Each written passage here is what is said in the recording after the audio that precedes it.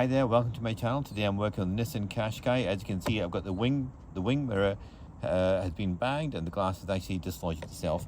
And on there you can see the clips where you need to connect this up in order to get the defroster mechanism.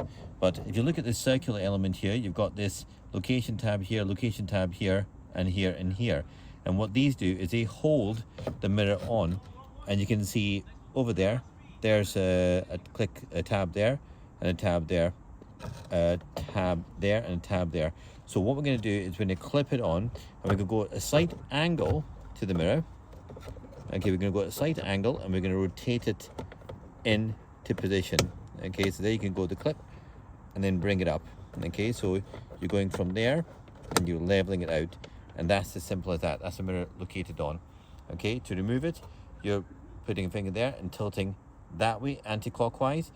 To put it on, click it clockwise, and it's as simple as that. That's your mirror done. Hope that really helps you.